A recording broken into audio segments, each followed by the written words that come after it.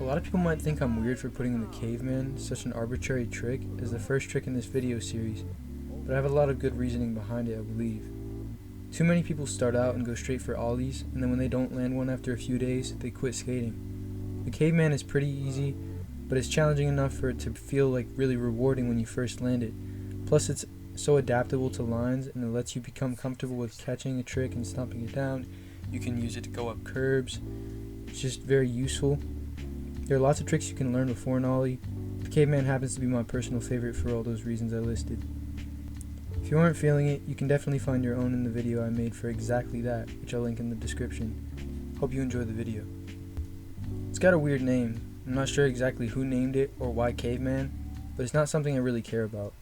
The caveman is a really cool trick you've probably seen before where you grab the board while it's flying in the air. It's not as simple as that though. You're grabbing in a specific way with a specific hand. If you don't get in the air the way I'll teach you, it's technically not even a caveman, it's just a grab. It's definitely harder than just learning a full caveman anyways though, so I just recommend sticking with this tutorial, or even finding a new one.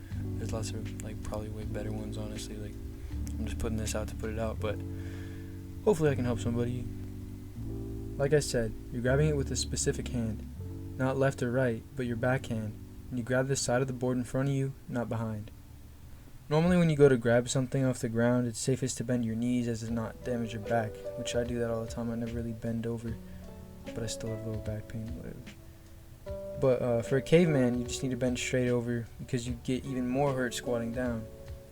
You need your legs to get off the board to begin with, and squatting limits the motion your legs have, so most likely just fall over if you don't just bend over and grab the board. You'll keep grabbing the board throughout the whole trick until you need to put your legs on top and stomp it. The lower body part of this trick is the most complicated, but it's the most fun once you get it down in my opinion. First, once you've grabbed the board, you take your front foot off the board and put it on the ground. Then you pick your board up with the hand you're grabbing it with, without taking your back foot off the tail. Push off the ground with your other foot, and with whatever airtime you have, you put your foot back on the board, and then it comes to the next part, which is stomping down. Finally, once you piece it all together, you should be able to stomp down the trick and roll away, but it's the most difficult step in my experience. You might not be stomping directly down because you're just jumping on a board that's in the air. It's not like pop tricks where you have a muscle memory and understanding of how high you are off the ground at pretty much all times. Basically, all I can give you for advice on stomping it down is keeping your shoulders squared and trying to lean as much forward as you can, because the main problem I see people having with this is they can't level it out. It's basically like the same problem people have with ollies, where they have a rocket ollie because they can't level out the board. But with this, you aren't going to be able to slide your foot forward because your foot's not even on the board for half the trick. So the only advice I can give you is to use your hand to rotate the board and lift your back foot as high as possible. That's the main thing, is lifting your back foot in any trick. To level it out or make it boned out or anything, just bring your back foot as high as possible, and front foot too preferably, but back foot higher just to make it look cooler. That's just my personal preference, is I like to bring my back foot a little bit higher and it looks cool to me. Lastly, there are things you can do to add style to your tricks. For the boneless, it's actually really easy to add style and stuff.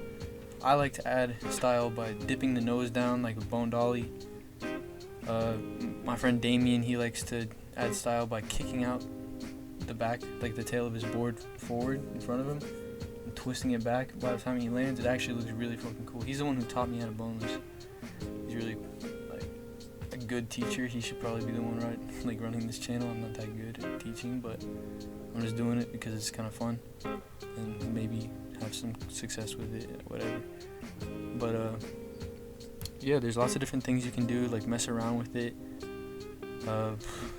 push it in different directions. It's really easy to tweak this trick just because you're holding the board in your hand, so you can physically move the board in all the different ways you want it to go, instead of having to tweak slight movements in your foot to make it do certain things, or certain body gestures where you'd have problems with pop tricks. It's just a lot easier to do, so it's really fun to customize your trick and make it your own, and it looks sick as hell. So almost said the F word there.